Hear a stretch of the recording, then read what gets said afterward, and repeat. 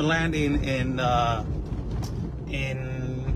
city of Tijuana, I just saw a statement from the railroad company called Ferromex. Ferromex is a railroad company and the most important company in our country of Mexico. Ferromex manages more than 70 to 85% of the goods and electronics and also international commerce into around the whole country. The situation is that it plays out the way it is. The situation plays out this way. Apparently, migrants, due to this mass migration and these open border policies of Joe Biden and Alejandro Mayorkas, migrants have been carrying themselves and jumping on these trains, on the back of these trains, by the hundreds, in effort to try to achieve and get to the northern borders with the United States of America. They stopped the access to one of the trains, and the operations have been extremely crucial for this federal company that is called Ferromex, that is Ferrocarriles Mexicanos, that is Mexican Railroads.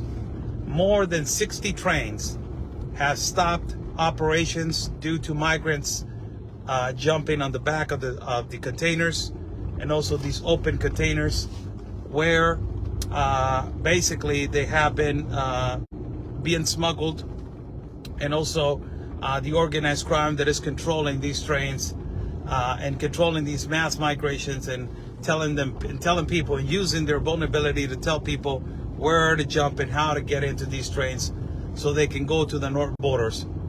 The open border policies of Joe Biden and Alejandro Mayorkas is now affecting economies like it's affecting what we saw in Panama, that the organized crime in Colombia. It is massively risking people's lives through the Darien Gap. As you guys saw, we had to take away our journalistic cape and basically be a human being and rescue children inside of the Darien Gap, where parents were, basically risking their lives with the children, try to cross rivers and through this dangerous place. It is a mass, uncontrollable migration. As we were talking to you guys, it's incredible. It's shocking what we saw. It's thousands and thousands and thousands of people. In one migrant camp in Lajas Blancas, a migrant camp in Panama is 5,000 people. Another migrant camp in Bajo Chiquitos, another 5,000 people. And the people that are coming down the stream and they're coming down the mountain, you're talking about thousands also. People that are moving on the little boats on piraguas to go to the other side, talking about 2,500 people. People that are being processed in Costa Rica, in the migrant station that's called Hualaca, just steps away from Costa Rica, talking about on a daily basis 2,500 to 3,000 people. So you're talking about thousands of people. And now these thousands are moving forward, arriving to Mexico, and they were jumping on the back of these trains so they can get to the United States of America, so they can get to the United States borders. And now it is affecting the economy of Mexico. The railroads of Mexico have closed 60 trains due to the fact that they have said that for security and for humanitarian reasons, they don't want to be responsible for no migrant death. As you guys know, the train, the Beast, has been one of the trains that has been known for being notorious, violent, and controlled by the organized crime and the cartel, where they have seen multiple decapitations and deformations. Migrants have jumped out of the train, lost their legs, and also not only that, but ultimately rape, abuse, and kidnapping inside of these trains. Due to this mass and uncontrollable migration of migrants jumping in the back of these trains, the federal industry of railroads in Mexico has closed operation, affecting not only the economy of these people that they work on the railroads, but also it is affecting the international commerce. It is a clear message to the president of Mexico that this is uncontrollable. Now it is affecting the railroads, a main source of commerce a main source of resource for food, for goods into our country. And now these open border policies by Joe Biden, it is affecting not only, our borders, but it's affecting, the commerce and basically the economy of our country. It is really overwhelming. I understand in a way, migrants trying to get into a better life, and children. I understand that the United States cannot fix the problems of the world. I have said that multiple times.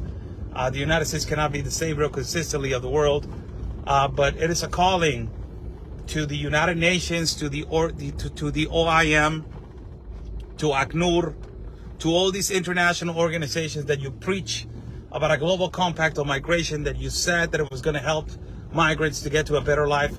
This is on your responsibility. It's on your watch. You need to fix this mess. You're the one that needs to fix this mess. People are risking their lives, and it is so easy. The people of Venezuela will love to see Nicolás Maduro be removed. That is the #1 problem. Believe me, somebody needs to do something about this dictator that is basically not caring about his own people, with communism that is not the solution. And ultimately, not only that, let me tell you, not only that, but it's crimes against humanity. You know it, I know it, everybody in the world knows it. It is out of control, it is out of this world, it is in the eyes of the world now. And I don't see the international organizations coming together with other countries and saying, the United Nations saying, these are crimes against humanity.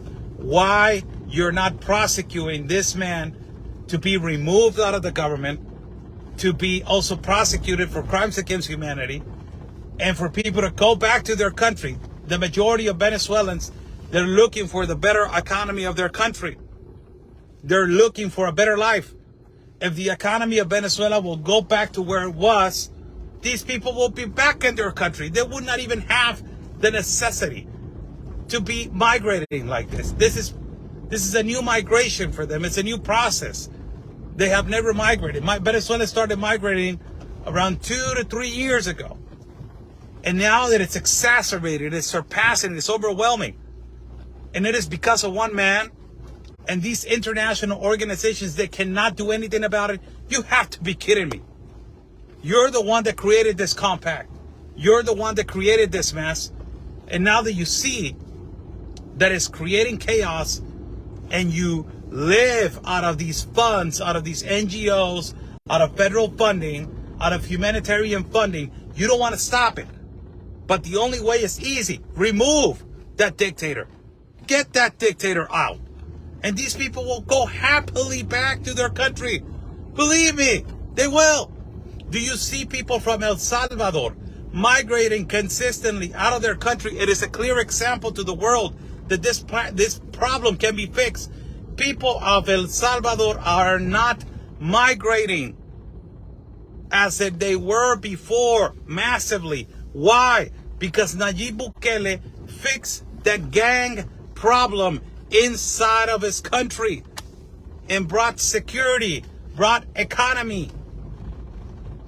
Why this cannot be done in Venezuela? Why?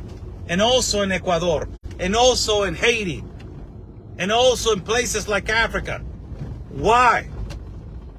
Where are all these international organizations? Because you live out of human misery, out of human suffering, and it needs to stop. These are crimes against humanity. People migrating through the Darien Gap. It is something horrible that I will never wish nothing on nobody to migrate to that place. What we saw on this last trip was so overwhelming, was so exhausting. It was really exhausting, overwhelming and exhausting to see that, to just basically be part of that. And emotionally, it eats you up. And I don't know until when this is going to stop. Now, because of the uncontrollable migration, the railroads of Mexico have been closed, and it is affecting now our interior economy. It's gotten out of control. There needs to be a solution, and it has to be an immediate solution. Immediate solution. And the open border policies, this is caused by these globalists, but in particular, the Biden administration. It is the one that is causing this. Nobody else. I don't know what Karen Jean-Pierre is going to say tomorrow morning. I hope that she gets questioned about this. I don't know what also Alejandro Mayorkas is going to say, this coward is going to say about this. But nobody from the Biden administration is going to come out and say something about it. And it is going to end up to our president to take the decision, our president of Mexico, to take the decision to say, this is what it needs to be done. Now we have to fix this problem that this coward administration of the Biden administration has not been capable and humane. It's completely the opposite. Completely the opposite. God bless you guys. Nice talking to you guys. I just arrived to Mexico. We just arrived to our city of Tijuana. Gonna take a long day of rest and sleep a lot. It has been so emotionally draining what we encountered in the Darien Gap. Not only that, how it's affecting countries, how it's affecting people, how many people are dying because of this humanitarian crisis. It is so sad. So we need to fix that. God bless you guys. Stay safe. And like we always say, God's plan is our mission.